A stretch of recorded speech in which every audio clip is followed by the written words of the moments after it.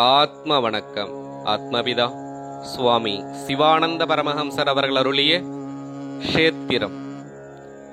ஜடம் முழுவதும் க்ஷேத்திரம் அல்ல, ஜடத்தில் ஒரு பாகத்தில் மட்டுமே க்ஷேத்திரம் இருக்கிறது. ஜடத்தில் உள்ள எல்லா துவாரங்களும் நவதுவாரங்களில் உட்பட்டவை அல்ல. க்ஷேத்திரத்தினுடைய துவாரங்கள் மட்டுமே நவதுவாரங்களாக உள்ளன. சுவாமி, ஜடத்தில் எந்த பாகமாகும் க்ஷேத்திரம்? சிரசிற்கு மட்டுமே க்ஷேத்திரம் என்று சொல்ல முடியும். அதெப்படி என்றால், இதோ பாருங்கள், ஒரு தோட்டம். அந்த தோட்டத்தில் வடகிழக்கு பாகத்தில், அதாவது ஈசான கோணத்தில் மட்டுமே க்ஷேத்திரம் இருக்கிறது.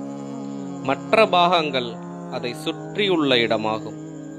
இதை போலவே தான் ஜடத்தை உலகமாகவும் ஜடத்தினுடைய மேல்பாகம் வடக்காகவும் இருக்கிறது.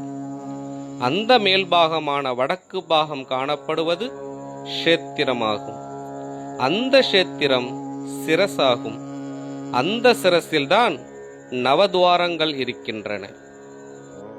சுவாமி, எப்படியாகும் சிரசில் மட்டும் நவதுவாரங்கள் உண்டாகி இருக்கின்றன? நவதுவாரங்கள் என்று சொல்லுவது எவை எவை என்றாகும் நீர் கருதி இருக்கின்றீர்?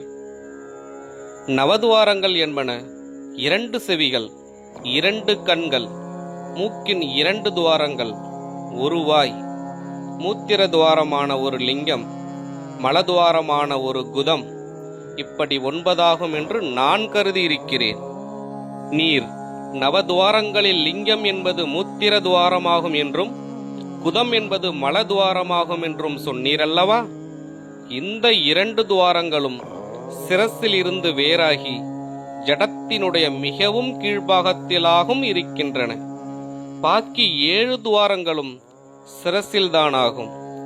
நவதுவாரங்களில் 2 துவாரங்கள் மட்டுமே சிரசில் இருந்து வேறாகி ஜடத்தினுடைய கீழ்பாகத்திலும், மற்ற 7 துவாரங்கள் சிரசில்தானேயும் வருவதற்கிடமில்லை. ஏனென்றால் லிங்கம் என்பது மிகவும் சிரேஷ்டமாய் உள்ளதாகும். அது நீர் மூத்திர துவாரமாக கருதியிருக்கிறது மிகவும் தப்பிதமாகும். லிங்கம் என்பது சிவலிங்கமாகும். அது மூத்திர துவாரம் அன்று.